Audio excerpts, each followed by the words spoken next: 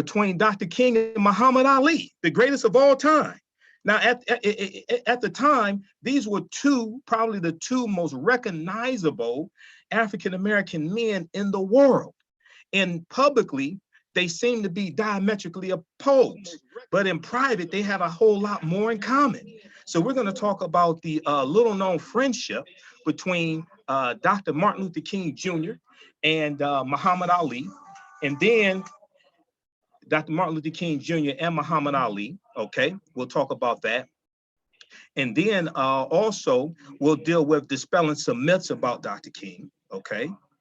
And then we'll be joined by Charles Ferrell of the Charles H. Wright Museum of African American History to discuss the upcoming events they have going on at the Charles H. Wright Museum of African American History. And also on Monday, January 21st, Dr. King Day, they have a Dr. King Day celebration going on as well at the Charles H. Wright Museum also. That's going on from 10 a.m. to 5 p.m.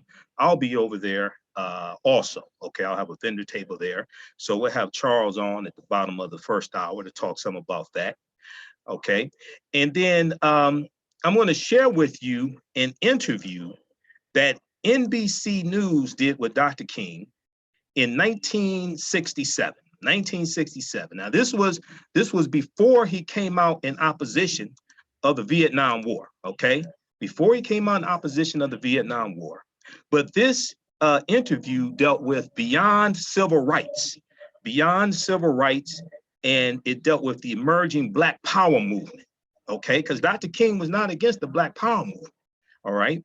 So we're going to share that interview with you because it dispels a lot of myths. And unfortunately, you know, see, one of the things I'm going to do in my presentation tomorrow, Second Baptist Church, and if you go to our website, AfricanHistoryNetwork.com, AfricanHistoryNetwork.com, we have the information on our website, right on the homepage of our website, about the event at Second Baptist Church. It's free and open to the public. Bring the family, okay? One of the things I'm going to do is deal with Dr. King's speech, I Have a Dream, okay? The reason why I'm going to deal with it is because people totally misunderstand the speech. The speech wasn't about a dream. The speech was about dismantling white supremacy and racism. The speech was about calling America out on America's hypocrisy. And it was directly dealing with the conditions that African Americans were dealing with at that time and still largely deal with today, okay? This is what Dr. King was talking about. But unfortunately, in a lot of the Dr. King Day celebrations, they skip over the substance of the speech. And then they go right down to him talking about Black children holding hands with white children. That's not what the speech was about. Okay, so we'll talk. So I'll deal with that on Monday, but we'll talk a little bit about that tonight. All right. Then also, I'm going to share with you the clip from the interview that Vice President Mike Pence did today, which was blasphemous. Him comparing Dr. King to Donald Trump and Donald Trump to Dr. King. And then also, I've been reading some articles and rereading some articles I have in my archives, but Republicans love to praise Dr. King while they dismantle his legacy. We're going to talk about that tonight. Republicans love to praise Dr. King while they actively work to dismantle his legacy, while they put legislation in place, while they nominate an attorney general who redeclared the war on drugs and nominate another attorney general who wanted to lock up more African Americans, okay? While they have a senior advisor who's a white supremacist who crafts policies that are detrimental to immigrants of color, not just Hispanics, but African immigrants, Stephen Miller, okay? So I find it very interesting that on Dr. King Day and before Dr. King Day, you have a lot of these Republicans who want to send out tweets and send out messages that oftentimes they didn't even write. One of their speech writers wrote the message.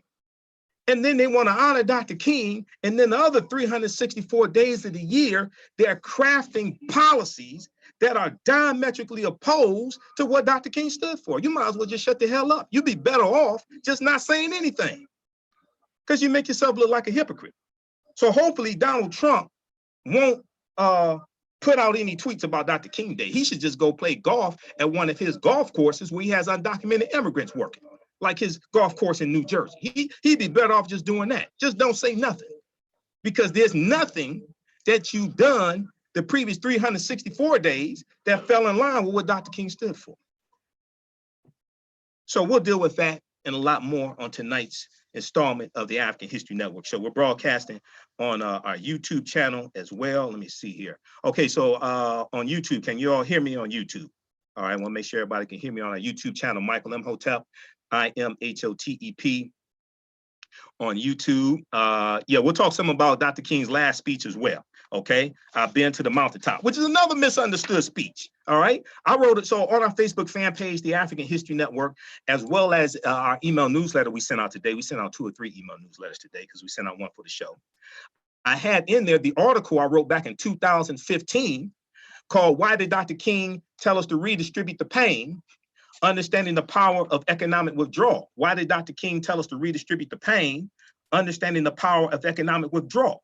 Okay, and that's about a 7-page article in there, and it deals a lot with Dr. King's last speech. I've been to the mountaintop, which is another misunderstood speech. Okay, and so what the white controlled media likes to do is they like to focus on like the last 2 minutes of speeches. Okay, the I've been to the mountaintop was about 43, 45 minutes. And we're going to play an excerpt of it for you in tonight's show.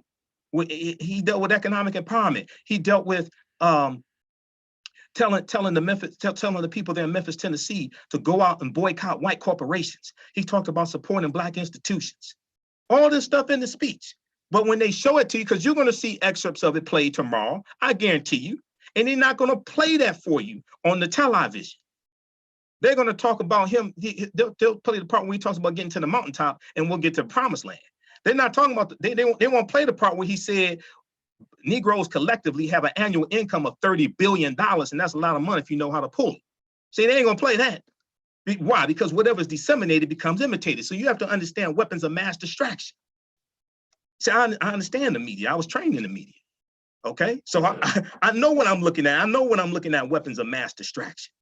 Now, on the African History Network show, we deal with educating, empowering, and inspiring people of African descent throughout the diaspora and around the world, because right now it corrects wrong behavior. What you do for yourself, what you do to yourself, and what you allow other people to do to you and get away with is based upon what you think about yourself. What you think about yourself is based upon what you have been taught about yourself. What you've been taught about yourself is based upon everything you've read, heard, and seen about yourself. So when you control the radius of a man's thoughts, you can control the circumference of his actions, because the mind can't do or teach what it doesn't know. Now, we deal with a number of different topics here on the show. We deal with current events in history and politics, education, economic empowerment, entrepreneurship, relationships, love, sex, health issues, and much, much more. Sign up for our email newsletter. Text the word Kemet, K-E-M-E-T, to 22828. Text the word Kemet, K-E-M-E-T, to 22828 to sign up for our email newsletter. Also, visit our website, AfricanHistoryNetwork.com, AfricanHistoryNetwork.com. We have the information there right on the homepage dealing with the event at Second Baptist Church on Monday, January 21st, 2019. It's 1 p.m. to 4 p.m. Okay, that's the last week that said it started at 2 p.m. That was the information I was given, but it actually starts at 1 p.m. So 1 p.m. to 4 p.m. Okay, and it is called, let's see, this is the 33rd observance of Dr. King Day, the historic Second Baptist Church. You will have representatives from the Christian, Jewish, and Islamic faith communities will come together for a look back and plan forward to reinvigorate Dr. King's dream. I am the keynote speaker, Michael Imhotep, host of the African History Network show. There will be refreshments served. The public is welcome. Visit our website, AfricanHistoryNetwork.com, for more information. Okay, look, we're coming up here on a break. You listen to 910 a.m. the Superstation, the Future Radio. Michael Imhotep. We'll be back in a few minutes. All right. All right, stand by, guys.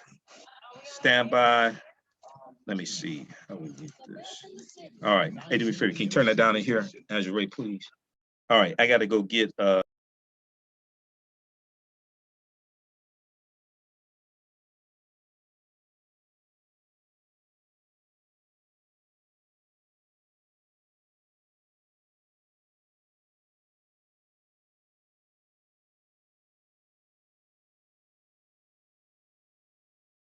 Okay, guys, stand by on YouTube. We'll be back in a couple minutes. Calling number 313-778-7600. 313-778-7600 is the call-in number, okay? Stand by. We'll be back in a couple minutes. All right.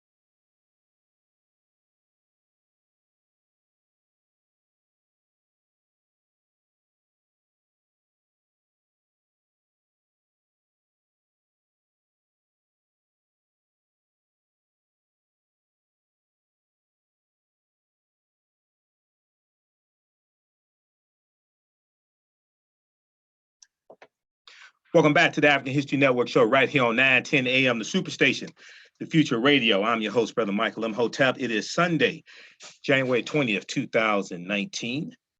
And we are here. It's Dr. King Day coming up. And once again, I'll be speaking at Second Baptist Church, January 21st, 2019, 1 p.m. to 4 p.m. All right, so I want to deal with, tonight, we'll deal with dispelling some myths about Dr. King's legacy.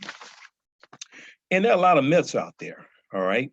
But I saw a good story dealing with the friendship of Dr. King and, let's see, yeah, okay, and we're broadcasting on YouTube. Y'all can hear me on YouTube, right? I saw a good story dealing with the friendship between Dr. King and Muhammad Ali, the greatest of all time. Dr. King and Muhammad Ali. Now, this is a little known friendship. So in public, the men were diametrically opposed, but in private, they identified with one another. So in 1961, Cassius Clay at the time prepared for a fight with Duke Sabedong, S-A-B-E-D-O-N-G, in Las Vegas. Now, the 10-round boxing match was the young boxer's seventh boxing match, but his swagger and charm had already gained him admirers. So that day, the man who would soon become Muhammad Ali received a telegram from an unexpected correspondent. The telegram read, quote, "Your youthful good humor, physical prowess, and flippant charm have made you an idol to many American young people. May God protect you and your opponent in the coming contest." The telegram was signed Martin Luther King Jr.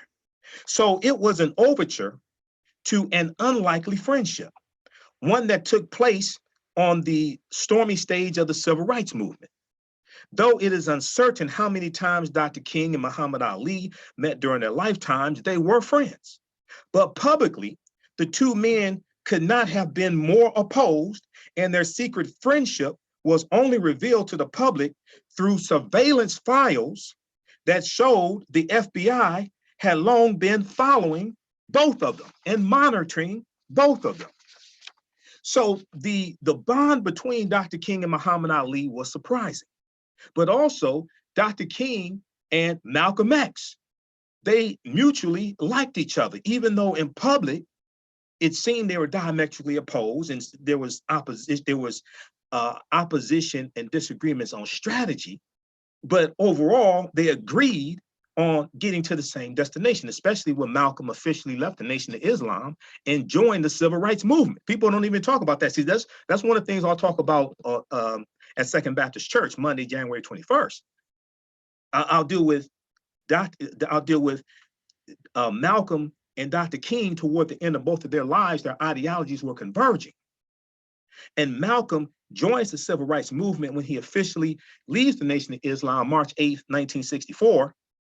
And he helps to radicalize this. He helps to inject Black nationalism into the civil rights movement. That's one of the things he was talking about in his speech, the Ballad of the Bullet. People like to quote the part where he talks about Democrats. They don't even understand that part. But they don't deal with the part where he's talking about joining the civil rights movement and injecting Black nationalism into the civil rights movement. They totally skip over that. So when we look at Dr. King and Muhammad Ali, all right, the bond between Dr. King and Muhammad Ali was surprising.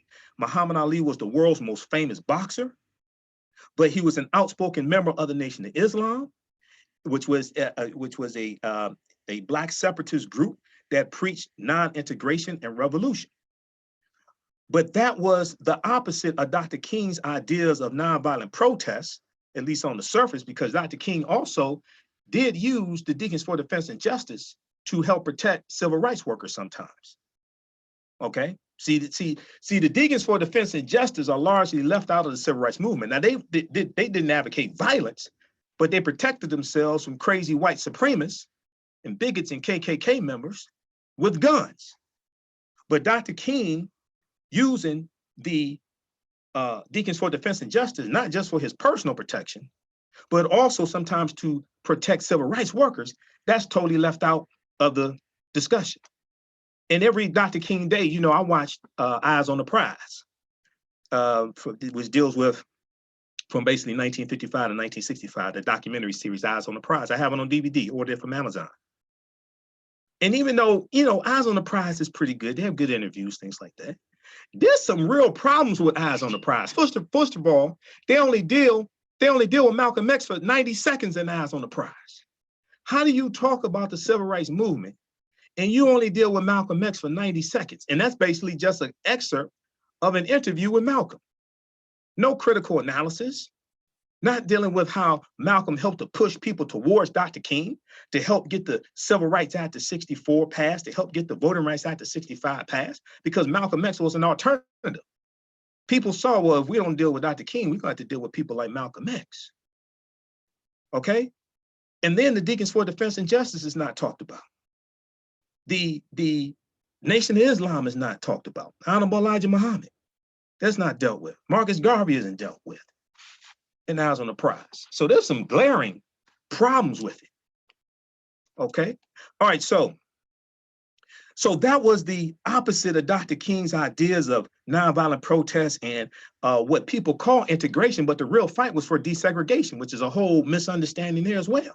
The fight was for equal access, not to give up African-American owned businesses and give up African-American controlled schools and give up HBCUs. That wasn't a dream.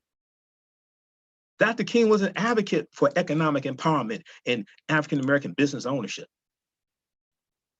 So during the 1960s, the men found themselves on two different sides of a growing rift between Dr. King's civil rights movement on the one hand, and the Nation of Islam's turbulent vision of Black power on the other hand.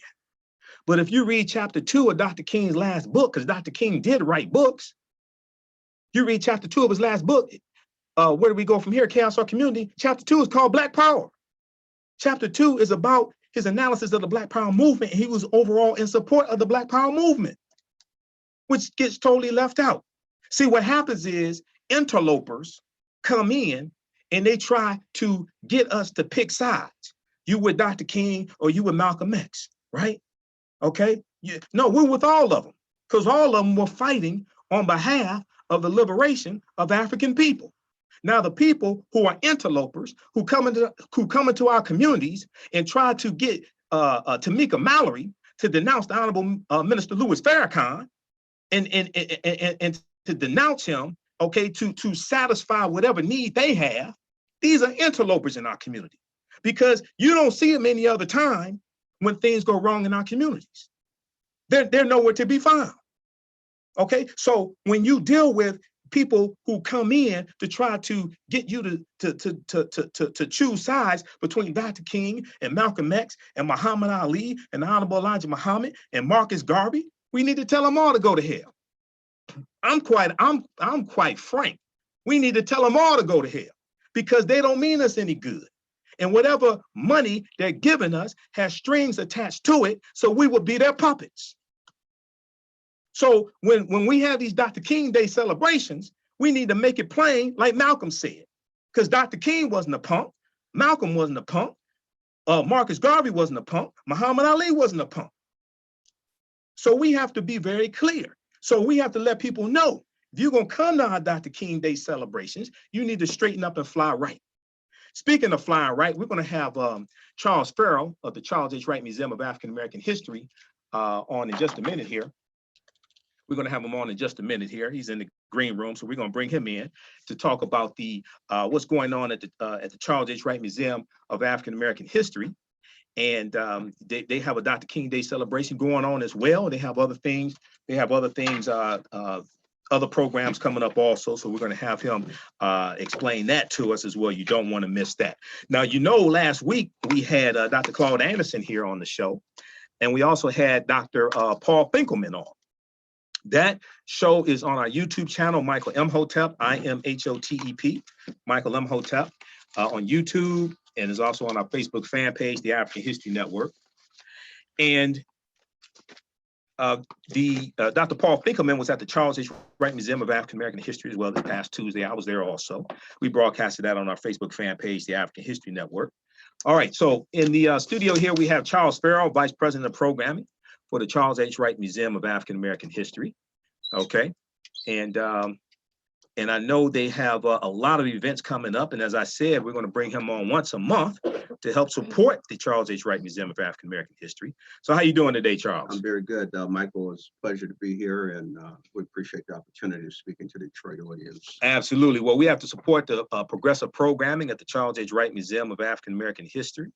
And we have to also take out memberships. We have to not just show up with our bodies, but we got to show up with our dollars. So I know you have a Dr. King Day celebration coming up tomorrow. Correct. Okay, I'll be there as well. I'm doing double duty. I'll be a vendor there, and I'm also speaking over at Second Baptist Church tomorrow as well, and I'll be back over to the museum. So let people know what's going on at the Charles H. Wright Museum of African American History.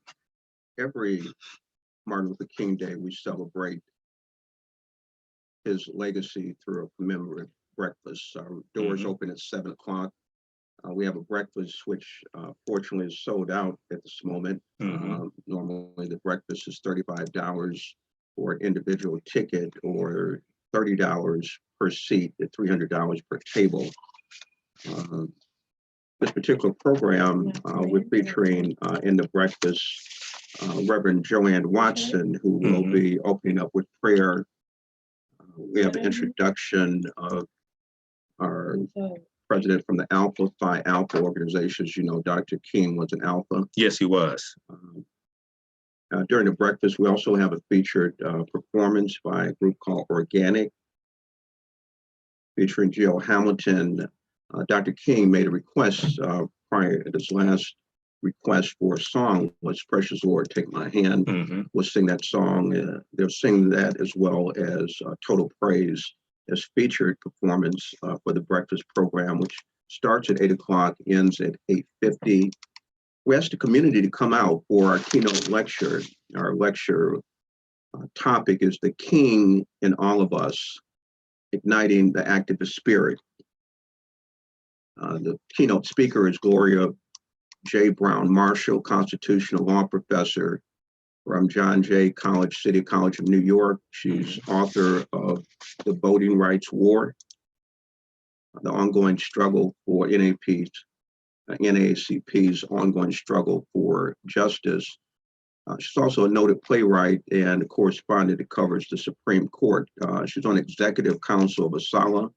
And we asked for those who would like to hear that lecture, that's $15 on the King Day program, which the breakfast ends at 10 o'clock. Then we open our General Motors Theater and the whole museum to the community free from 10 a.m. to 5 p.m. Okay. We have programming throughout the museum. For example, in our General Motors Theater, we'll be screening the film The Hate You Give. It just came out late last year. That's correct. Right. Followed by a youth panel discussion. Then we have millennial conversations, millennial as activists, led by Nigel Woods from Public Allies with that service group of millennials that help nonprofit organizations. Then from 2:15, we have an Alpha program that's always packed and outstanding, featuring Alphas. This is their 100th anniversary. This particular event, again, features not only history and step show, but features speakers of Alpha Phi Alpha. In the boardroom, actually from 1 to 2 p.m., the Alphas are having a discussion around the assassination of King. It was apparent that they were very intrigued by our coverage of the King assassination this past April 2018, was the 50th anniversary of his assassination, where we had Dr. William Pepper, yes, the attorney for Dr. King, who described the killing as a federal assassination, and along with attorney Carl Edwards on stage. So they're going to explore that in the boardroom. We have a film, The King, from Montgomery to Memphis, running continuously in our lower level in the orientation theater.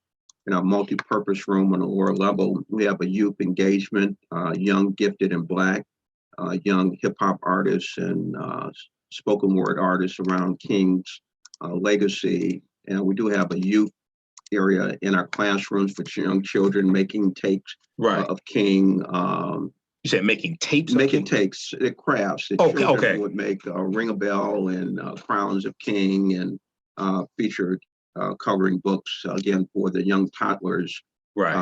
As you indicated, and as a vendor, we have a number of vendors, food vendors, informational vendors on our lower level. And we'll be down there also, the African History Network. I'll be doing double duty. So I'll be there. My brother's going to be at my table there while I go over and speak at Second Baptist Church. Go ahead. Fantastic. We also are featuring a young artist, well, I can't recall her name at the moment, who will be doing a live portrait of King, so people can see that in progress as a painter creating artwork. And we have Tia Hana Amani of fantastic violinists with an accompanying group in our General Motors, I should say the Ford Motor Rotunda, from 1 to 2 p.m., 1 Sure. to 2:30 p.m. Sure. So activity throughout. We also are bookstore is open to promote King, and we are looking for increased membership. I'm glad you mentioned that, Mike. Since Yes. we're in a city that is the #1 most populous African-American city in the country, at about approximately 83%, 677,000 African-Americans. Our membership needs to grow. It's at 6,800, heavily weighted on seniors. So we have a number of initiatives this year to increase membership and tie book sales to programs. Right. And if they get it, so they can take out a membership tomorrow. They right? can take out a membership tomorrow. Membership is $5 for students, young students. If you're over 62, $15. The general membership is $35. There's a range of layers for family memberships, institutional memberships. And so we don't want people necessarily to stop at minimum levels if they have the bandwidth and the capacity Sure. to support this institution. It allows us for more latitude around creating very dynamic programs. I just want to say that a couple, for example, we've had recently was the 50th celebration of James Carter, the great saxophonist, which packed our multi-purpose room. And yesterday we had the Women's March.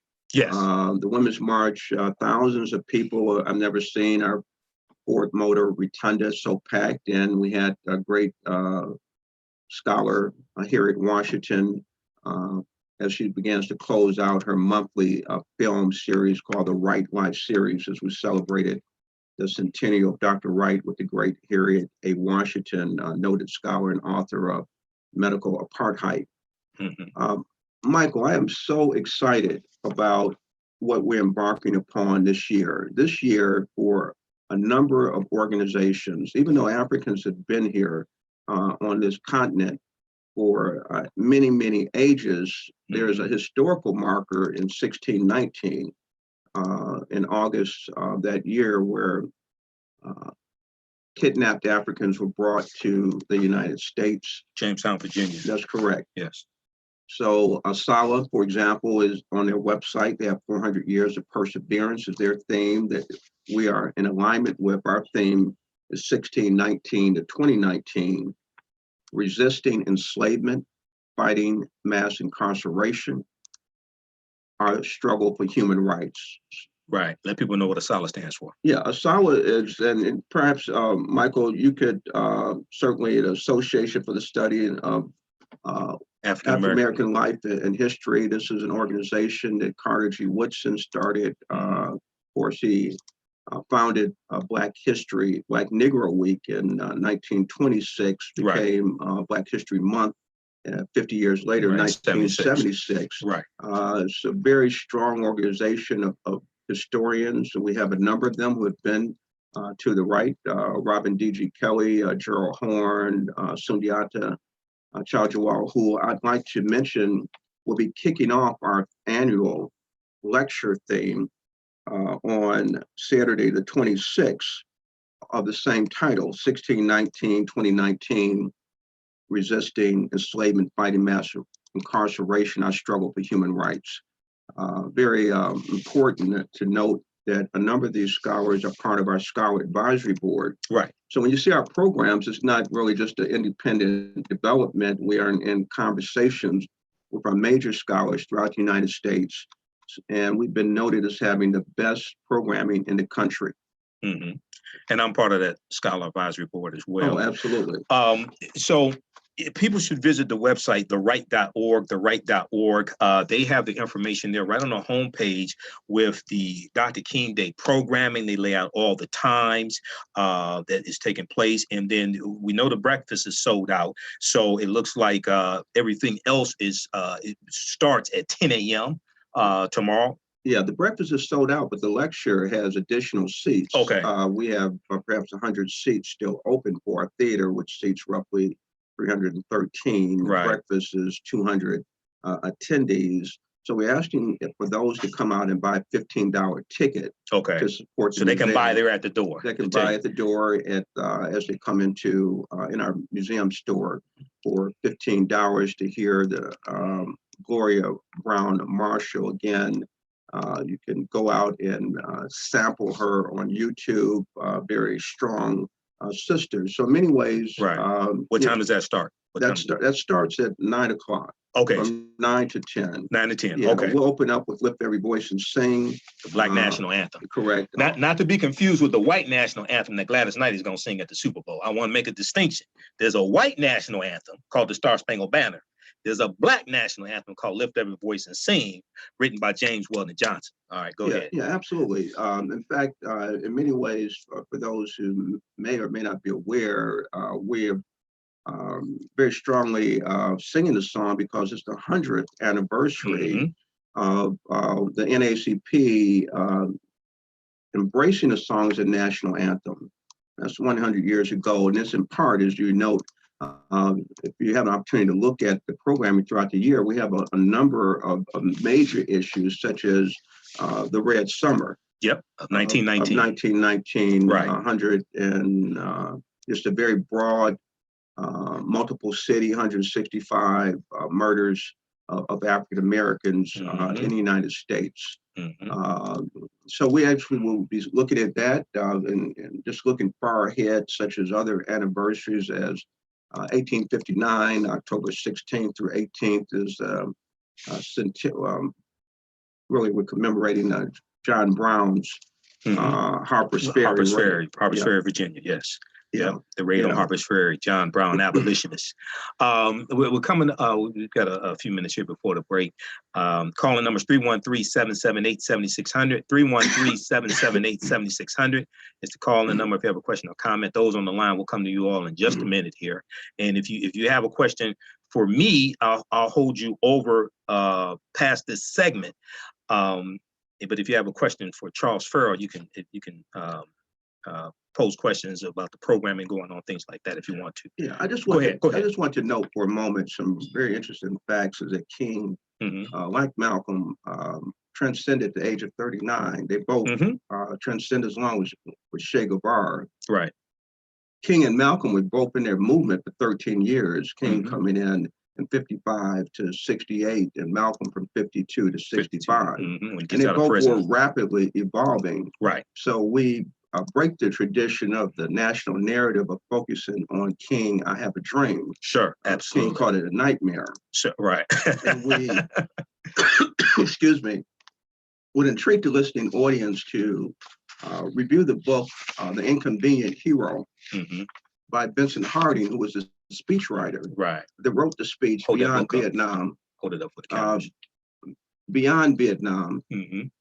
This is the speech he made a year to date in Riverside Church, Rockefeller's church. Right. Against the advice of his colleagues and others, but it was written by Vincent Harding. And it's one of the reasons that the Johnson administration pulled away from him. Right. Well, he was banned from the White House. Correct. Yes. Yeah. Actually, he said it's no longer a civil rights movement. Right. It's a human rights movement. Exactly. And actually, by looking at this book, you'll see the confluence of his thoughts and Malcolm's around imperialism, etc. I apologize. No, it's all right. We have to dig deeper.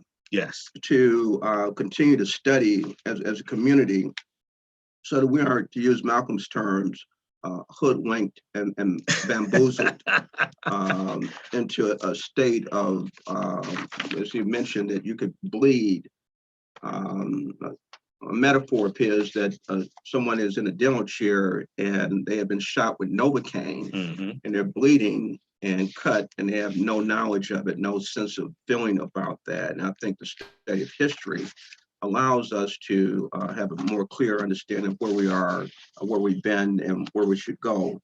I just want to also mention a program coming on the heels of our King Day is a collaboration the museum enjoys with the University of Michigan Musical Society. This is an organization that has some tremendous funding, 6 to 7 million for programming.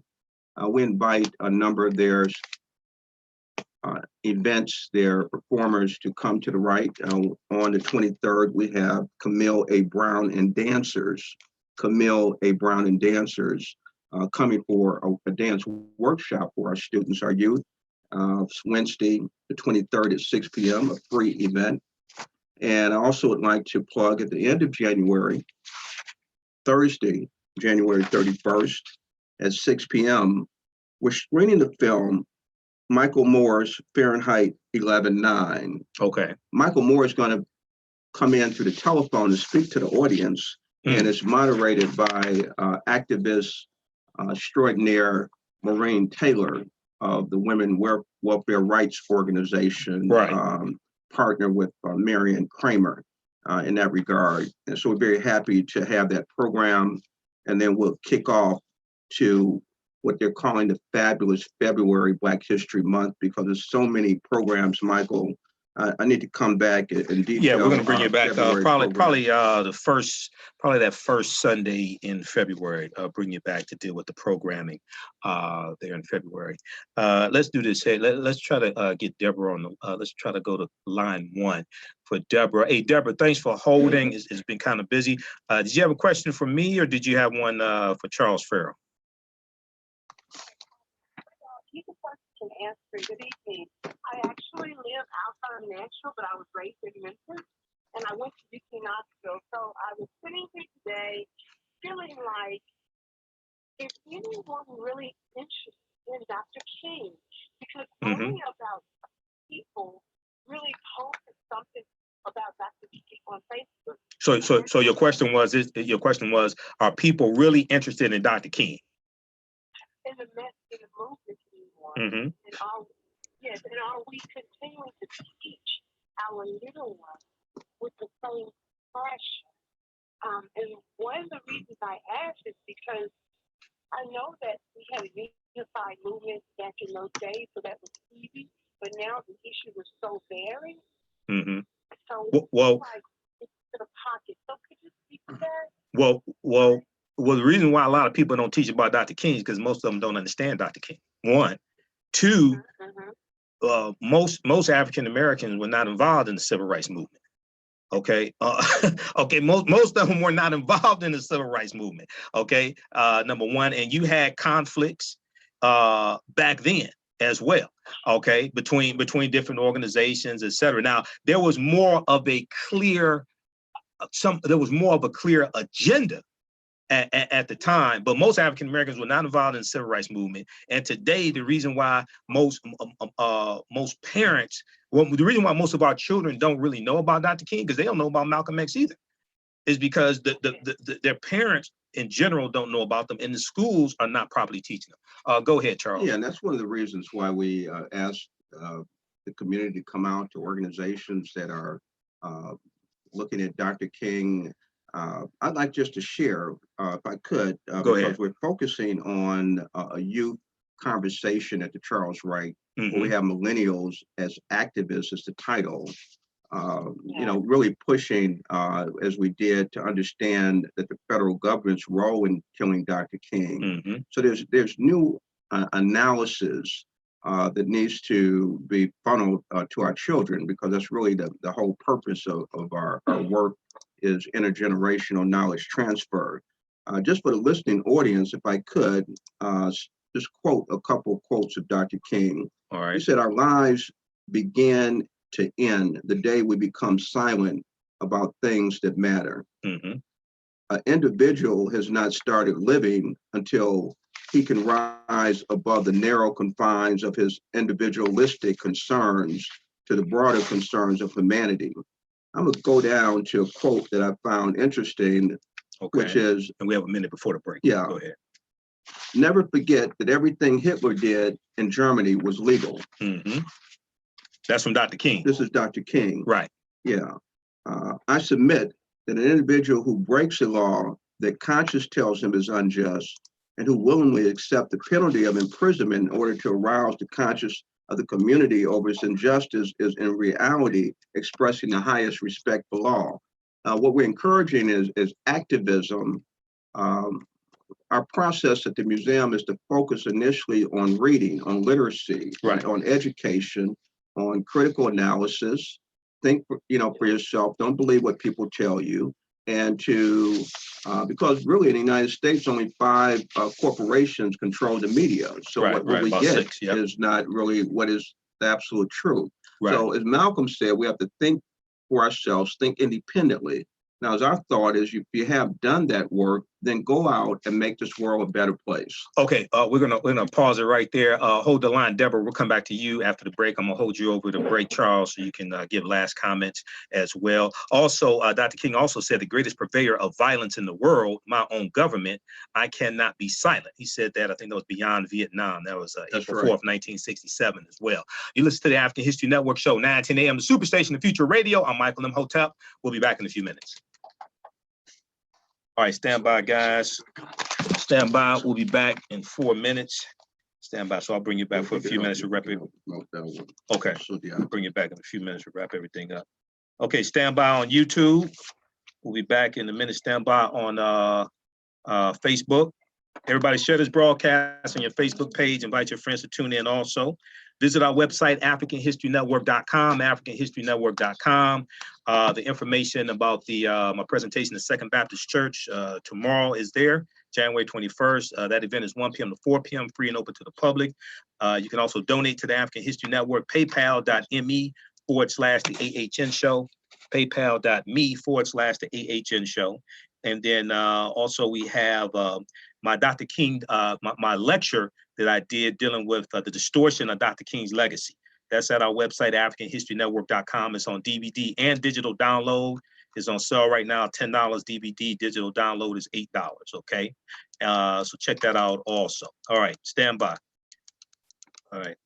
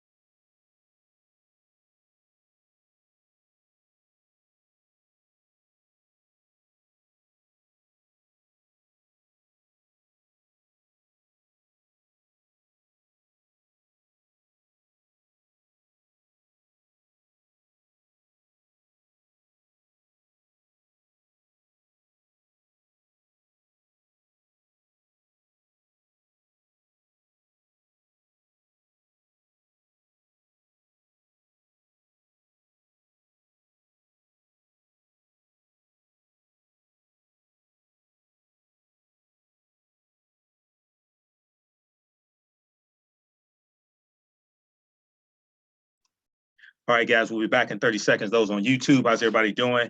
Share this on your YouTube channel also.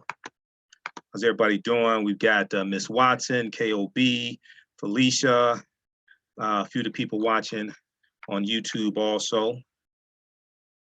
Yeah. Let's get at this.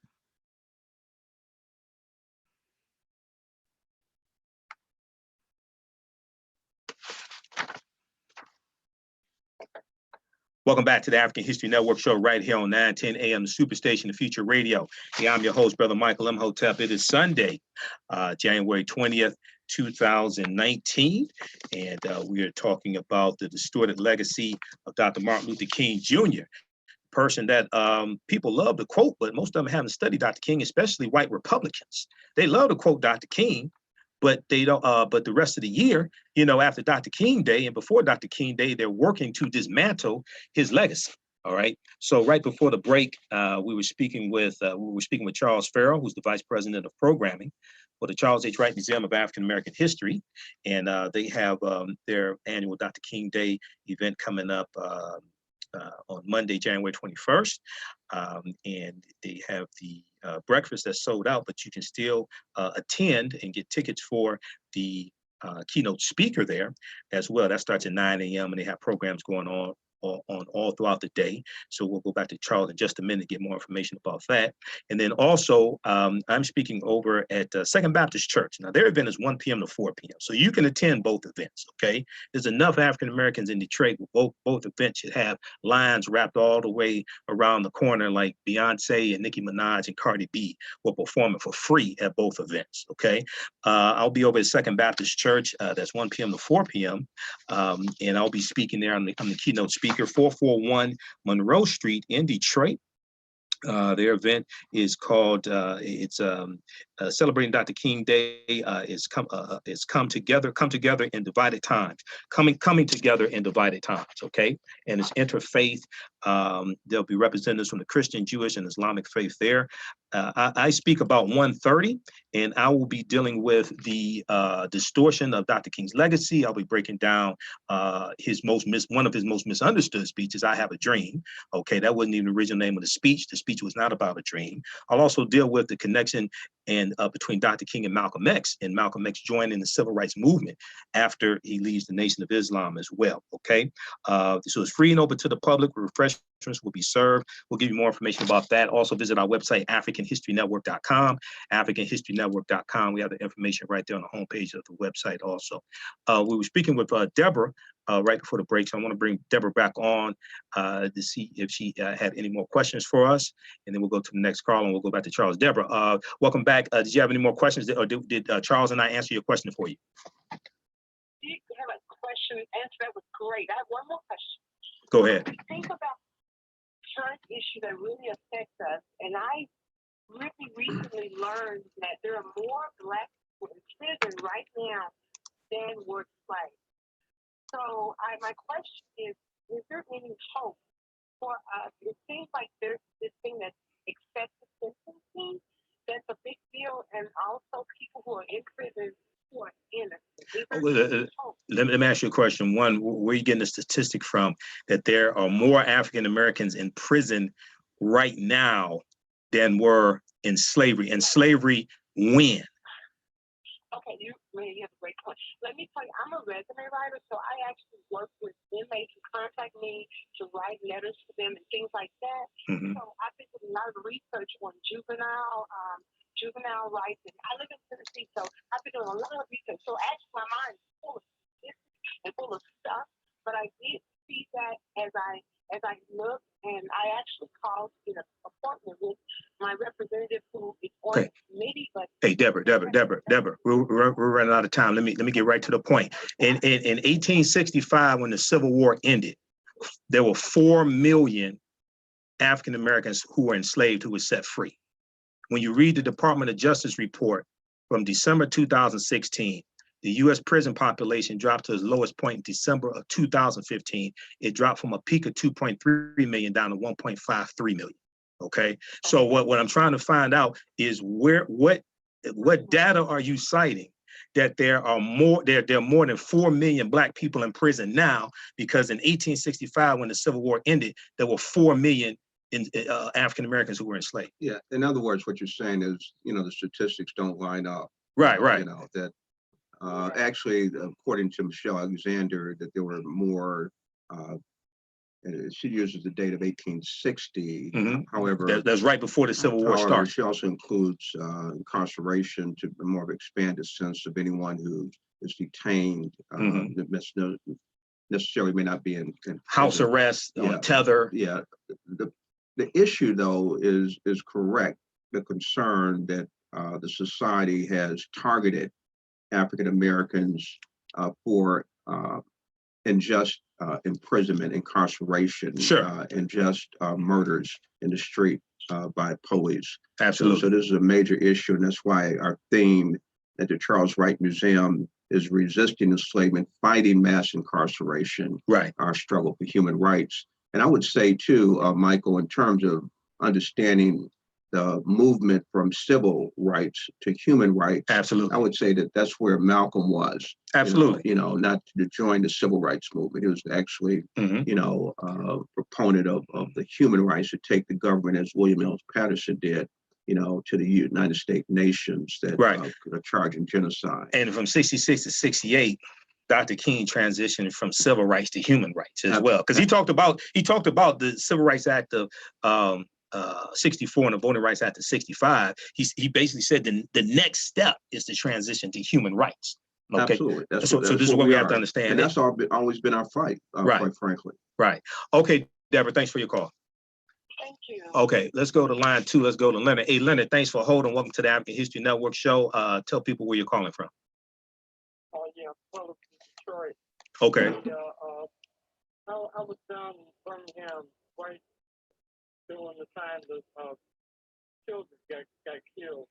And I remember Malcolm X coming on TV telling those people that you can deal with Martin Luther King, or you're going to have to deal with me. I was at camp in Okinawa. I was military police sergeant of the place and stuff. And he had pictures of James Earl Ray, who was looking for him and stuff. Mm-hmm. So when I went down and heard Dr. Pepper talk at the African American Museum, I realized, I was looking for the wrong person.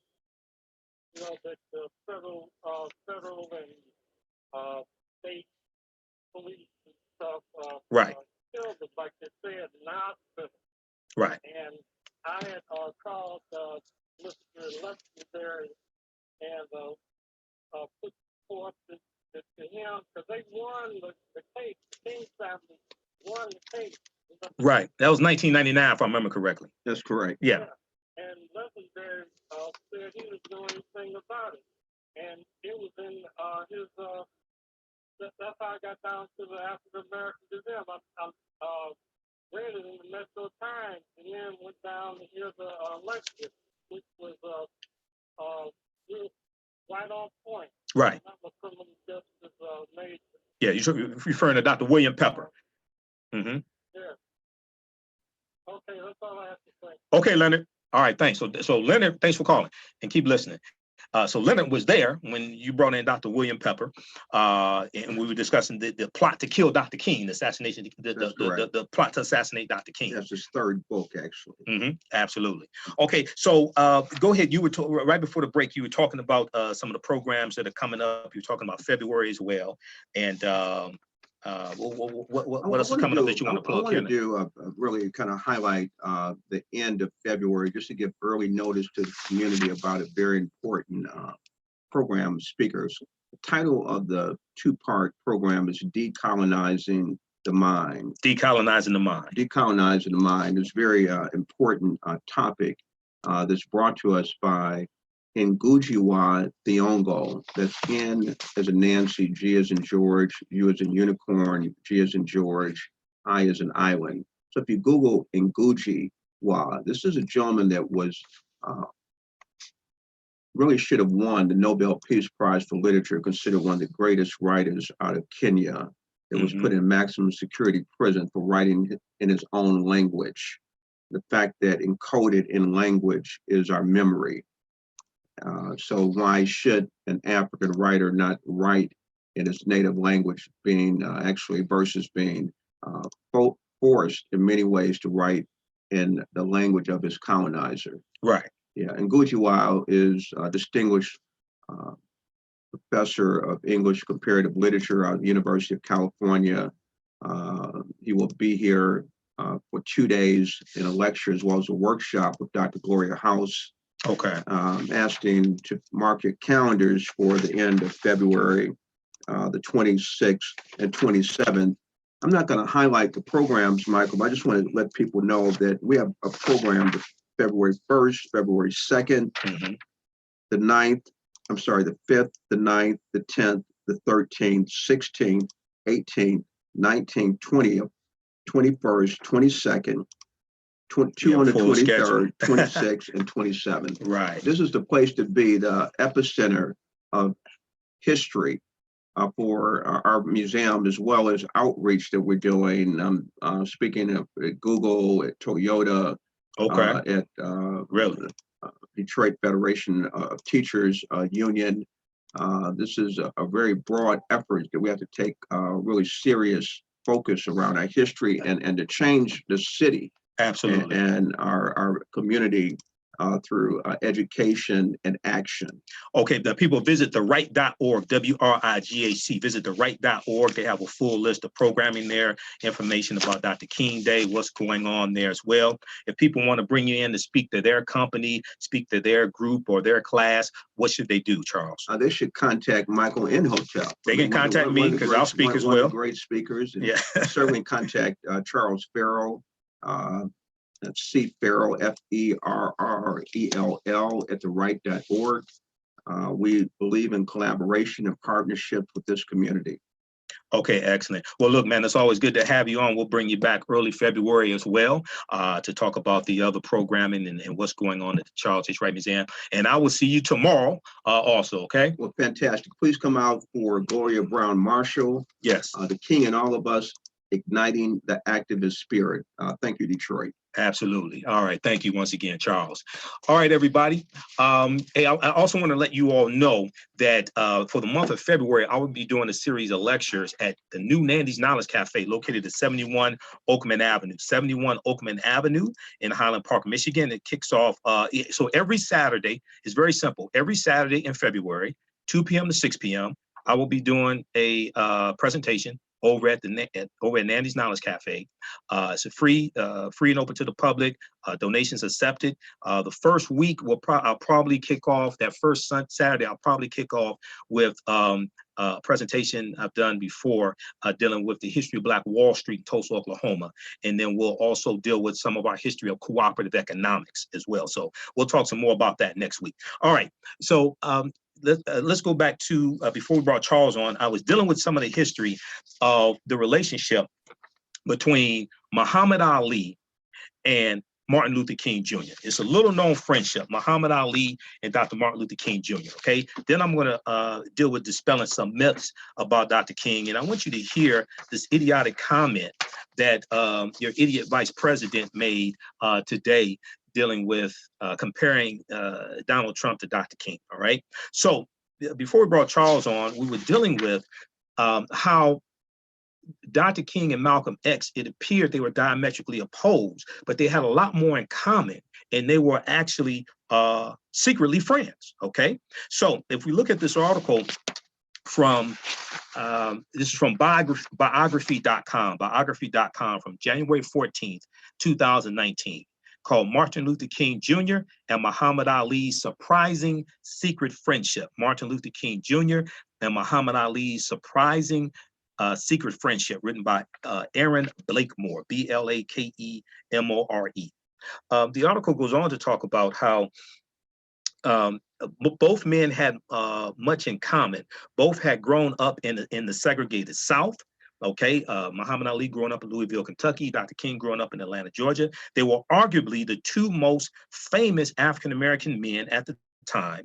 Dr. King for his protests and preaching and involvement in the civil rights movement. Muhammad Ali for being a fantastic boxer and being the youngest world heavyweight champion, February 25th, 1964, defeating Sonny Liston, becoming heavyweight champion at the age of 22 years old.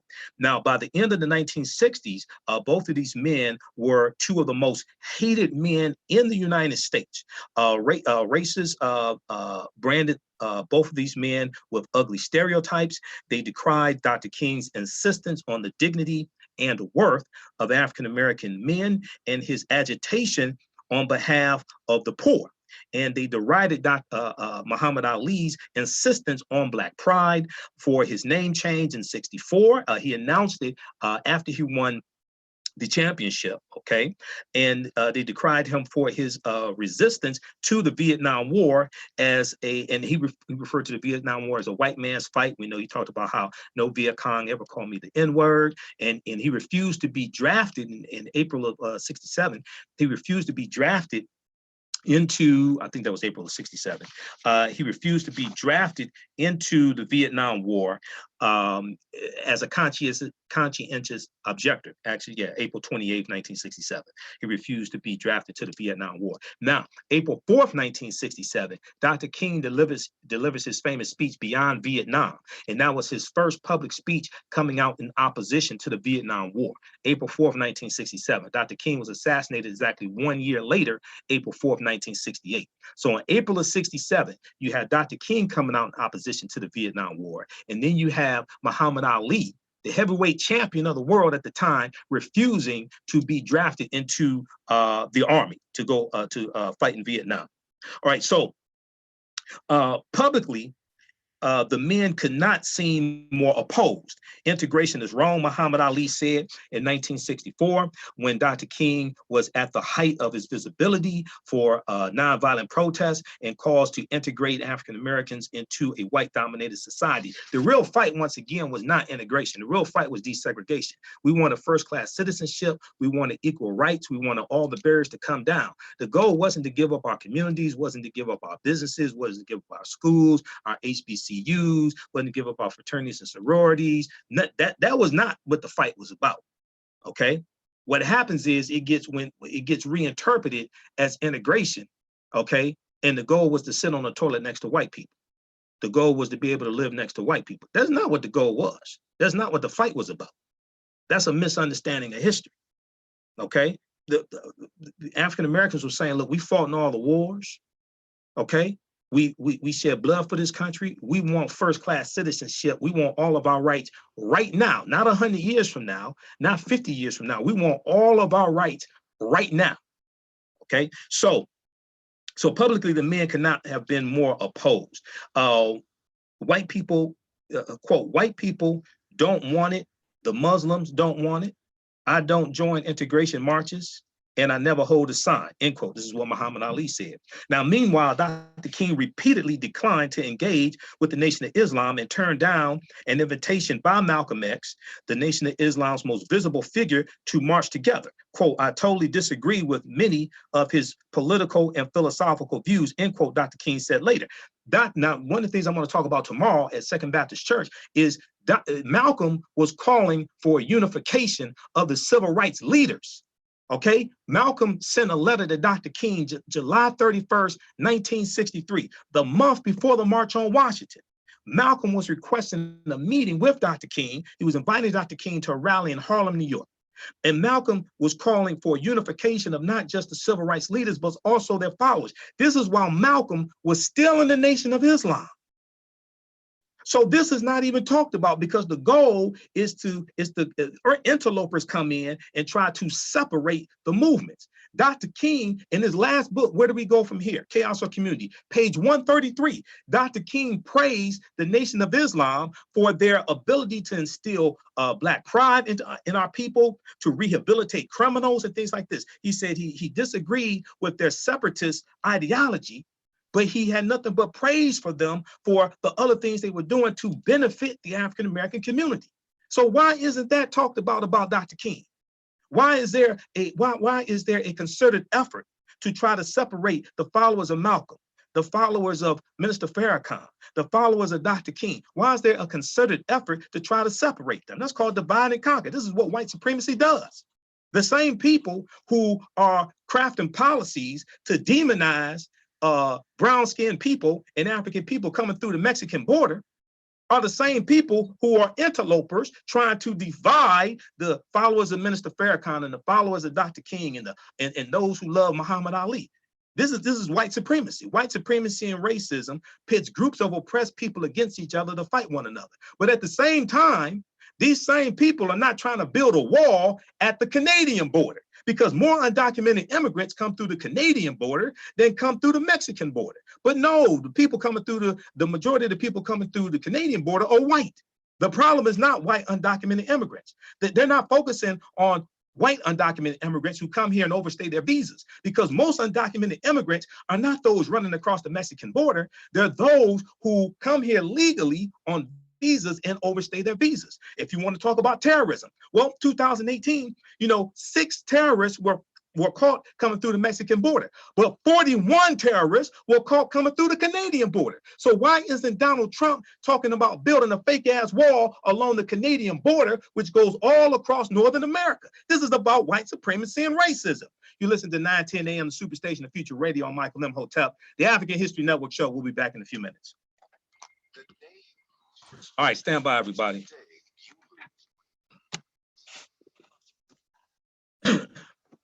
Stand by. We'll be back. We'll be back in 2 minutes. 19 names, can I have your name, please? Please hold.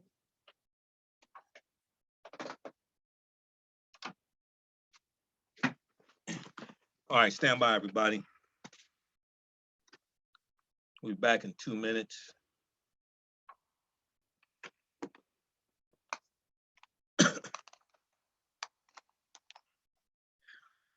Okay, so you had a clip queued up of what's his name?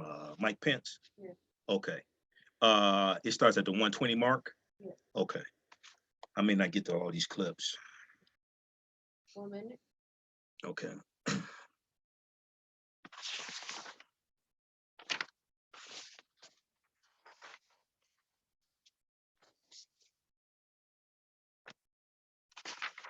How's everybody doing on YouTube and Facebook?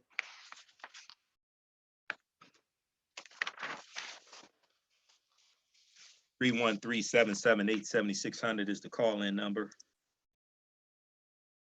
Can you all hear me okay on YouTube?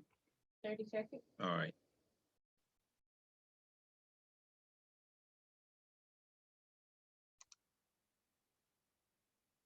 All right, how's everybody doing on Facebook?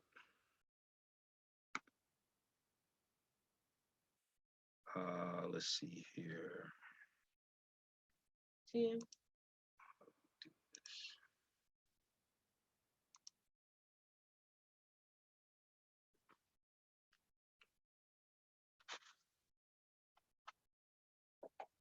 Welcome back to the African History Network show right here on 910 AM, the Superstation, the Future Radio. I'm your host, Brother Michael Imhotep. It's Sunday, January 20th, 2019. We know Dr. King Day is coming up. Now, hopefully on Dr. King Day, because a lot of people talk about, it's a time to reflect and, things like that. It's a time to study Dr. King, because most people haven't studied Dr. King, including a lot of people who speak at Dr. King Day celebrations. I'm sorry, I just have to tell the truth. Okay, so it's not just a day to reflect. How you gonna reflect on something you don't understand? It's a time to study Dr. King. Okay, if you don't do it any other time of the year, that day you should use that time to study Dr. King. And then we go into African American History Month as well, and we need to study Dr. King there also. Okay, so right before the break, I was sharing with you the article from biography.com, entitled Martin Luther King Jr. and Muhammad Ali's Surprising Secret Friendship. Martin Luther King Jr. and Muhammad Ali's Surprising Secret Friendship. Okay, so you can check out the rest of that at biography.com. All right, now also there was a good, so we know also Dr. King and Muhammad Ali's birthdays were both in the month of January. All right, so Muhammad Ali was born January 17th, 1942. So we just celebrated Muhammad Ali's birthday. All right, it would have been his 77th birthday, and Dr. King was born January 15th, 1929. So this past January 15th was Dr. King's 90th birthday, would have been his 90th birthday. All right, so they also had that in common. Now, face2faceafrica.com had a really good article about Muhammad Ali on his birthday, January 17th, 2019, celebrating his birthday. And it's called Muhammad Ali Thought Africa Was a Jungle Until He Visited. Muhammad Ali thought Africa was a jungle until he visited. And this dealt with how Muhammad Ali previously, before going to Africa, before going to Ghana and different African nations, before going to Egypt and things like this, he said some very negative things about Africa, but over time, he learned more. We know he went to the Congo for the Rumble in the Jungle, fighting George Foreman, 1974. But over time, he learned more. He was exposed to more history, more of the truth about Africa, right? And it caused him to change his views. We know he went to Nigeria, he went to Egypt, he went to Senegal, he went to Algeria, he went to Morocco.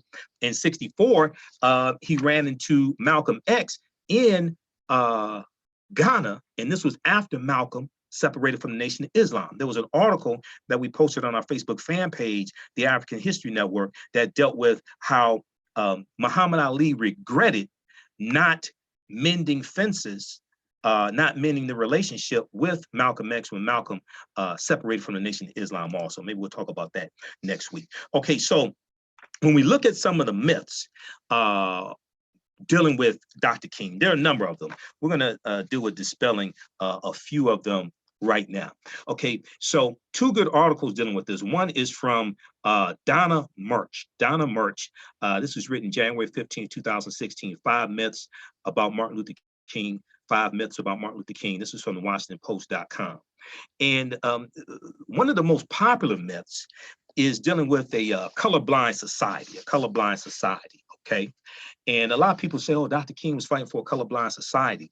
And we also see that a lot of white Republicans like to quote Dr. King when it suits their needs also, okay? And what I want to do, I want to go to this clip here from today. This is Vice President Mike Pence, okay?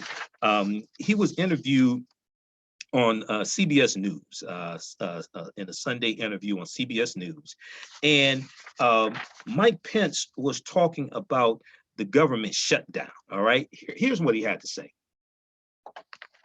What the American people saw the president do yesterday was say, I want to set the table for us resolving this issue in a way that achieves his objectives to secure the border, end the humanitarian security crisis, and the government shutdown, but also to bring together the Democrats' priorities to accomplish that. That's what the American people expect us to do. And honestly, the hearts and minds of the American people today are thinking a lot about it being the weekend where we remember the life and work of the Reverend Dr. Martin Luther King Jr. But one of my favorite quotes from Dr. King was, "Now is the time to make real the promises of democracy." You think of how he changed America. He inspired us to change through the legislative process to become a more perfect union. That's exactly what President Trump is calling on the Congress to do. Come to the table in a spirit of good faith. We'll secure our border, we'll reopen the government, and we'll move our nation forward, as the president said yesterday, to even a broader discussion about immigration reform in the months ahead. You've said that this is not, this offer on the table is not amnesty. Pause it right there. Okay, so how do you say this is exactly what Donald Trump is trying to do? He said, you think of how he changed America. He inspired us to change through the legislative process. He was trying to dismantle white supremacy and racism. I mean, he spoke out against police brutality. But on the campaign trail in 2016, Mike Pence, who was the governor of Indiana, said he and Donald Trump thought that there was too much talk about implicit bias in policing and that we should stop talking about implicit bias. Really? He said, you think of how he changed America. He inspired us to change through the legislative process to become a more perfect union. Really? Redeclaring the war on drugs in May of 2017 by a white supremacist attorney general, is that moving towards a more perfect union? Attorney General Jefferson Beauregard Sessions III, who Coretta Scott King wrote an 8 or 9 page letter to the Senate Judiciary Committee in 1986, when Jefferson Beauregard Sessions III, who was a U.S. senator in Alabama, he was being confirmed to be a federal judge, and he was deemed too racist to be a federal judge. Coretta Scott King wrote a letter, and she said if Jefferson Beauregard Sessions III was confirmed to be a federal judge, it would dismantle Dr. King's legacy.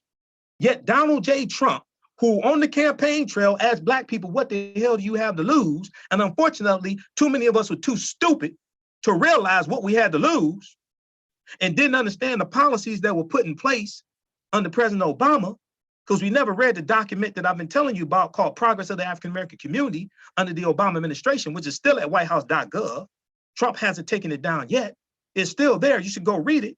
because a lot of these policies are being reversed. A lot of this is being attacked. The Department of Education, the Environmental Protection Agency, the Department of Justice.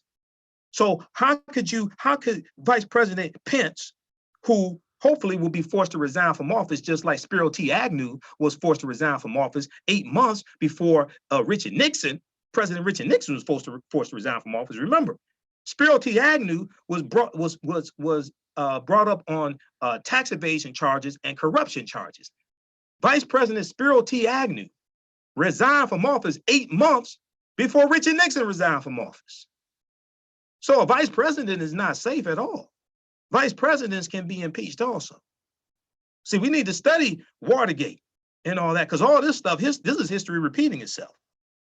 You think of how he changed America. He inspired us to change through the legislative process to become a more perfect union. You know, Dr. King also said the biggest purveyor of violence, the greatest purveyor of violence in the world, my own government, I cannot stay silent. That still continues today. So I find it interesting that Pence didn't want to quote that from Dr. King. That's exactly what President Trump is calling on the Congress to do, come to the table in a spirit of good faith. But Donald Trump put together a voter integrity commission to look for voter fraud that didn't exist. Donald Trump lied and said 3 to 5 million people voted illegally. Is that moving toward a more perfect union, Vice President Mike Pence? Get the hell out of here with that nonsense. See, people like that just should not even mention Dr. King, because you haven't studied him. You don't understand Dr. King. You'd be better off just being quiet. Trump should not tweet about Dr. King on Dr. King Day. He should just go to one of his golf courses, go to one of his resorts where he has undocumented immigrants working, like his golf course in New Jersey, and just be quiet the rest of the day. So when we look at dispelling some myths, right? People like to talk about a colorblind society. All right. First of all, a colorblind society implicitly states that there's something wrong with your color, so let's pretend like it doesn't exist. That's basically what a colorblind society says. All right. So since his death, Dr. King has emerged as a triumphant figure used to reassure us that the United States has transcended its history of racial strife. Of all the minister's powerful oratory, these words from his speech at the Lincoln Memorial in 1963 are some of the most cited. Quote, "I have a dream that my 4 little children will one day live in a nation where they will not be judged by the color of their skin, but by the content of their character." End quote. But interpretations of this quote are vary radically. Conservatives, including Ronald Reagan, have enlisted it to rationalize opposition to diversity programs. In 1990, African-American pundit Shelby Steele titled his anti-affirmative action memoir, "The Content of Our Character, A New Vision of Race in America." But Dr. King knew that the economy was not colorblind, and he believed that the Civil Rights and Voting Rights Acts would not eliminate racial disparity. After 1965, Dr. King fought against crisis levels of Black unemployment in the Watts area of Los Angeles. He fought for open housing in Chicago because he lived in Chicago for a period of time to experience the slum, to experience what was going on in Chicago. And in support of striking Black sanitation workers in Memphis, Tennessee, where he was assassinated April 4th, 1968. At the end of his life, he became particularly disheartened by the racial barriers to housing and jobs in the urban North and West, okay? Then also, so read this from Washington Post, okay? Because I don't have time to go through all these. 5 myths about Martin Luther King Jr., okay? 5 myths about Martin Luther King, January 15, 2016, all right? There was also a good one from January 18th, 2016, from John Blake for CNN, CNN.com, entitled "Debunking the Biggest Myths About MLK." Debunking the biggest myths about MLK, okay? And let's deal with this one. He was a Republican. Now, somewhere in America, someone is probably erecting a billboard that makes the claim that Dr. King was a Republican. It's virtually a King holiday ritual. Quote, It's one of those things that will never die, end quote, said Judge Legum, Legum, editor-in-chief of Think Progress. Because thinkprogress.org has a really good article citing historians and biographers of Dr. King, dealing with Dr. King was not a Republican, okay? So read that also. We'll pull up the actual name of the article. That's from thinkprogress.org, okay? Let's see. Yeah, the name of that article is No, Dr. Martin Luther King Jr. was not a Republican, but here's what he had to say about them. Okay, this is by Judd Legum, Legum, August 28th, 2013. No, Martin Luther King Jr. was not a Republican, but here's what he had to say about them. All right. So, quote, Dr. King never believed in any kind of party identification, end quote, James Baldwin says. Quote, he never allowed himself to become closely aligned with partisan politics. He occasionally said that both the Democratic and Republican Party have betrayed his people, end quote. The idea that Dr. King was a Republican is built on a historical sleight of hand. Dr. King's father, the Reverend Martin Luther King Sr., also known as Daddy King, was a Republican. Okay, and you know, we here on the African History Network show, back right before the November 2018 election, the midterm election, I dealt with the whole history of why African Americans switched from the Republican Party to the Democratic Party. It was not because of the Civil Rights Act of '64, because by 1960, 2/3 of African Americans had already switched from the Republican Party to the Democratic Party. So go back in our archives, AfricanHistoryNetwork.com, click on listen to podcasts there. Listen to the audio podcast is on our YouTube channel. Also, Michael Imhotep is on our Facebook fan page, The African History Network. Going back to 1928. Going back to 1920s, I dealt with the history leading all the way up into the 60s of how and why we switched from the Republican Party to the Democratic Party. Okay, so Daddy King was a Republican, but so were many African Americans in the early to mid 20th century. Then the Republican Party was the party of Abraham Lincoln, the great liberator. The party identification, though, started shifting in the mid to late 20th century as Democratic presidents began champion civil rights. And it goes back to 1928, the Lily White movement in the Republican Party, led by Herbert Hoover, who was the Republican candidate for president, running against Al Smith, who was a Northern Democrat. Okay, it goes back to that, the Lily White movement, which was a movement to push African Americans out of the Republican Party and ignore their issues and ignore the rising Ku Klux Klan, all of that. It goes back to the Lily White movement. Go research that. Okay, so Daddy King publicly shifted allegiance to the Democrats when John F. Kennedy displayed public sympathy for his son. That was in 1960. All right, so read the rest of that also. That's CNN.com, okay? And then also they have another good myth debunked. Dr. King opposed affirmative action. Dr. King opposed affirmative action, all right? Remember the line in Dr. King's speech dealing with the content of our character, etc. Now, conservatives use that line. Some of them cite those words as evidence that Dr. King opposed affirmative action, but that notion is also wrong. Dr. King scholars say Dr. King may not have used the words affirmative action. The term was coined by President Kennedy. That goes back to '61 with President Kennedy. But he often supported the concept. In his book, quote, Where Do We Go From Here, Chaos or Community, end quote, his last book, which was written in 1967, okay? Dr. King said, quote, he said a, quote, society that has done something special against the Negro for hundreds of years must now do something special for the Negro. A society that has done something special against the Negro for hundreds of years must now do something for the Negro. That must now do something for the Negro is not give him jobs at white corporations. That's not what this is about, okay? He cited a Southern Christian Leadership Conference program that sought to force companies working in Black communities to hire a certain percentage of Black employees. That's part of it, but that's not all of it. Because when you study the Poor People's Campaign, Dr. King was also fighting for a guaranteed income for African Americans, well, for poor people, period, especially African Americans. But there were other things he was fighting for as well, because he talked about how we were locked out of a massive land giveaway. In '68, He gave a speech in Mississippi, and he talked about how after the Civil War ended, African Americans were locked, these former slaves who worked the land for free for 246 years were locked out of a massive land giveaway of hundreds of millions of acres of land. Okay, so quote, he said, if a city has a 30% Negro population, then it is logical to assume that Negroes should have at least 30% of the jobs in any particular company and jobs in all categories rather than only in menial areas, end quote. But it wasn't just about jobs also. We have to dig deeper, okay?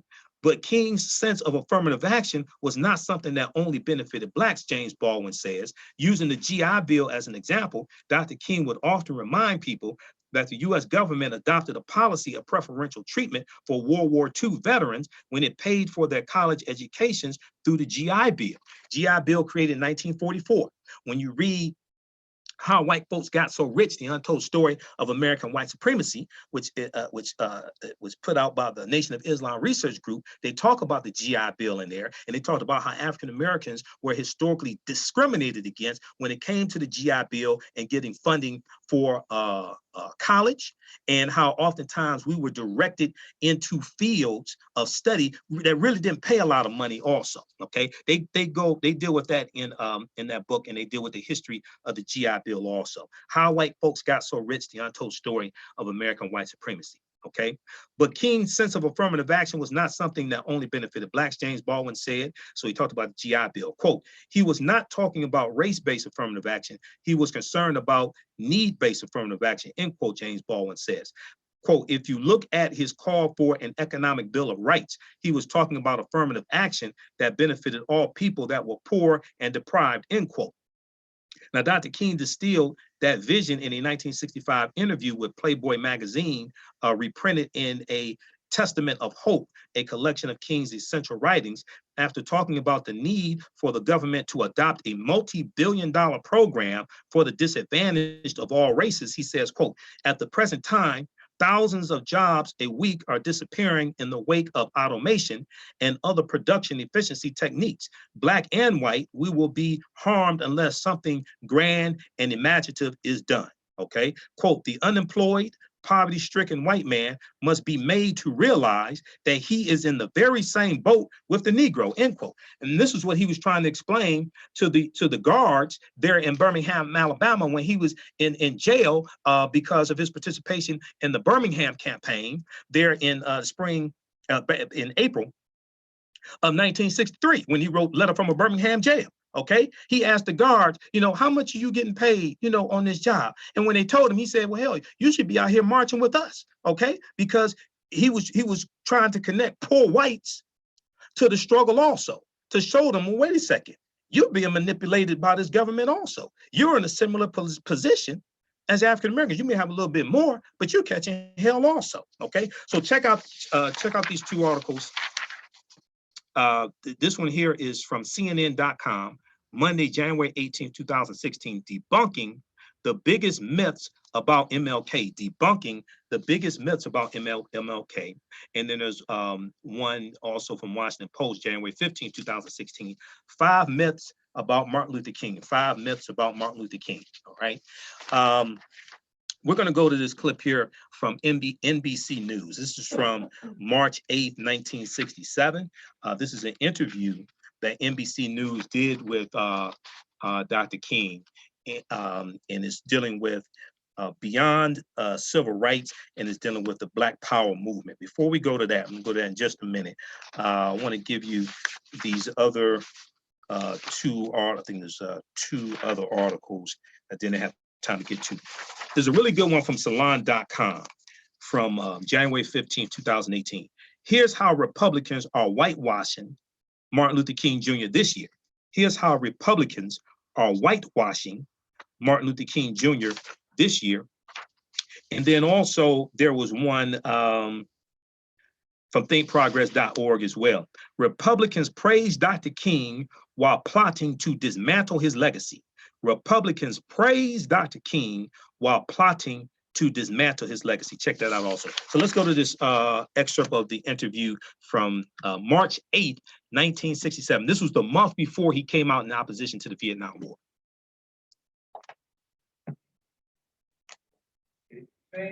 Civil rights, King, Van Oker, roll 20, sound 36.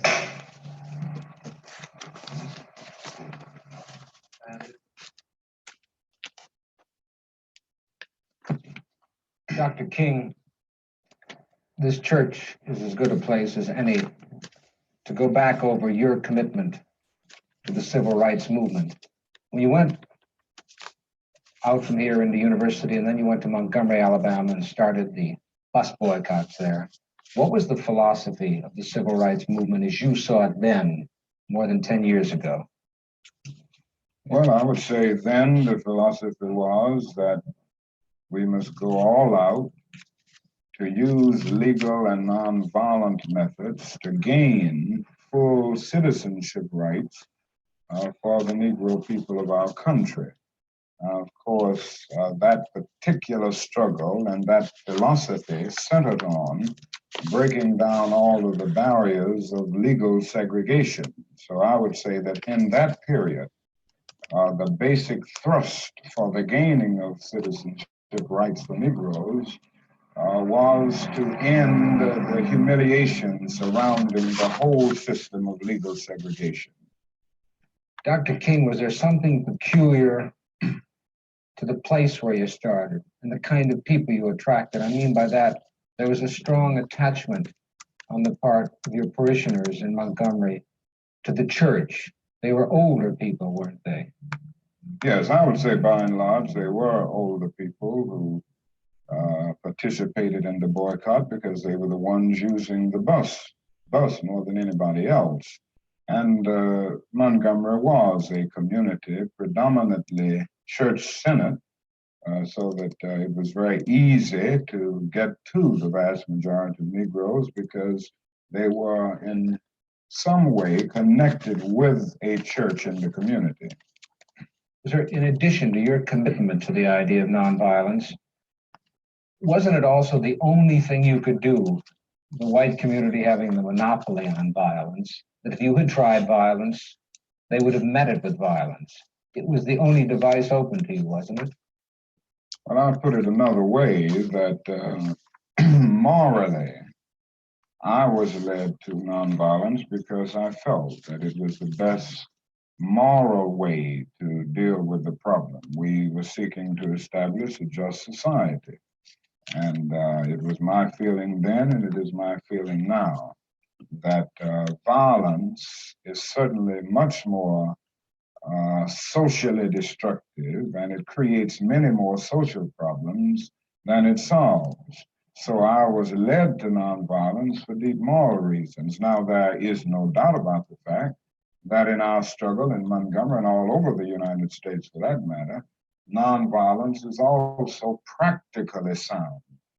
It would just be impractical for the Negro to turn to violence. He has neither the instruments nor the techniques of violence. We're about 10 or 11% of the total population of the nation, and I would say we're about 1/10 of 1% of the firepower. So it would just be totally impractical and unwise and unrealistic for the Negro to think of violence. Well, I saw this in the beginning in Montgomery, but this wasn't the basic reason that I turned to nonviolence and that I believed in it as a philosophy. I turned to it because I felt that it was the morally excellent way to deal with the problem of racial injustice in our country. Is there something about nonviolence that made it, and I use that in the past tense, that made it more useful among Southern Negroes than the ghetto Negroes of the North? I wouldn't say there's anything that makes it more useful to Southern Negroes. I think it is true that we've had more nonviolent movements in the South because the problem for many years was more crystallized and, in a sense, more visible in the South. We didn't have many civil rights activities on a massive scale in the North until 3 or 4 years ago. So I would say that we just haven't had a chance to experiment on a broad scale with nonviolence in the Northern ghetto. I have the feeling that nonviolence is as applicable and workable in the northern ghetto as it is in the south. There's a larger job there. The frustrations at points are much deeper. The bitterness is deeper. And I think that's because in the South, we can see pockets of progress here and there. We've really made some strides that are very visible, and every Southern Negro knows that he can do things today that he couldn't do 4 or 5 years ago. Whereas in the North, the Negro sees only retrogress, and he doesn't find it as easy to get his vision centered on his target, the target of opposition, as he does in the South. Consequently, this is made for despair and at many points cynicism, a feeling that you can't win.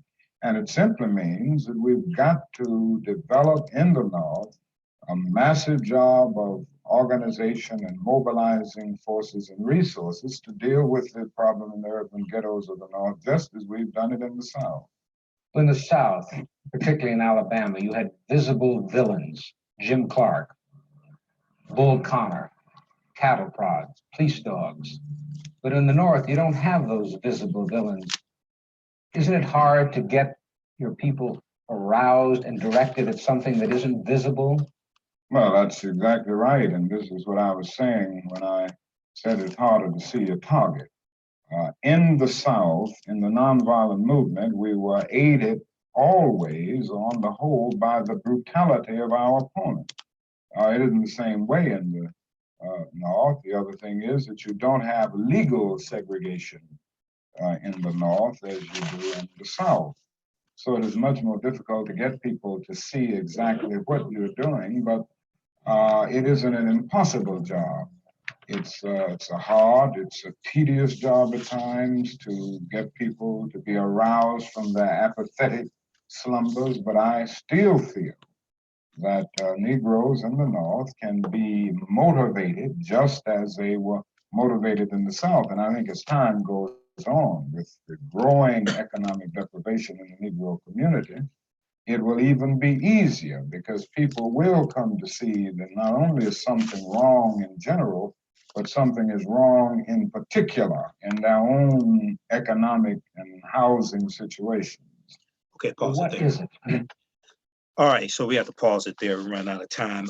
You can listen to that in its entirety. That's a 26-minute interview that NBC News did with Dr. King. That's at NBCnews.com. It's called Martin Luther King Jr. Speaks with NBC News 11 months before assassination. Martin Luther King Jr. Speaks with NBC News 11 months before assassination. You can Google that or go to NBCnews.com and search for that, okay?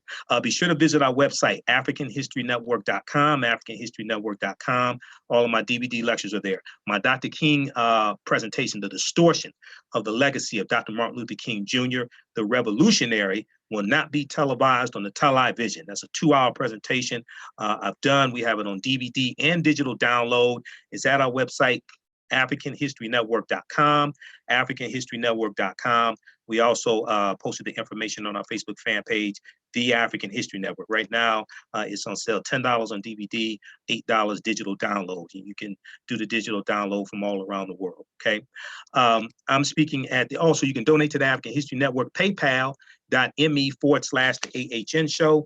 paypal.me/the AHN show, okay? Or go to our website, AfricanHistoryNetwork.com, and the donations, that helps us to that helps us to finance the radio show, keep doing the research, stay on the air, pay the bills also, so do the purchase of our DVD lectures and the online courses we teach also. Monday, January 21st, 2019. I'm the keynote speaker at Second Baptist Church, located in Greektown, 441 Monroe Street, Detroit, Michigan. It's free and open to the public. The discussion, this year's theme is Coming Together in Divided Times. Coming Together in Divided Times. It's a interfaith program. There'll be breakout sessions. It's 1 p.m. to 4 p.m. 1 p.m. to 4 p.m. 441 Monroe Street in Detroit. More information, call 313-961-0920. 313-961-0920. You can email them info@secondbaptistdetroit.org, info@secondbaptistdetroit.org. Refreshments will be served. I'm the keynote speaker as well. I speak about 1:30. I speak for about a half hour. I have my DVD lectures there as well. I will also be over at the Charles H. Wright Museum of African American History for their event, which starts at 7 a.m. for the breakfast. But I'll be over there. I'll be over there about 9 a.m. Over at the Charles H. Wright Museum. We'll have our DVD lectures over there as well. Visit our website, AfricanHistoryNetwork.com, for more information. And there will be free self-parking. Free self-parking is available at Brush Street, at the Brush Street parking garage at 1001 Brush Street between Lafayette and Monroe Street, across from the Anthony M. Hotel. We have that information at our website, AfricanHistoryNetwork.com. All right, I have to get out of here, make way for Pastor Mo. Remember, at the African History Network, we focus on educating, empowering, and inspiring people of African descent throughout the diaspora and around the world, because right now it's correct road behavior. It's not over till we win. Wakanda forever. We'll talk to you next week. Peace. All right.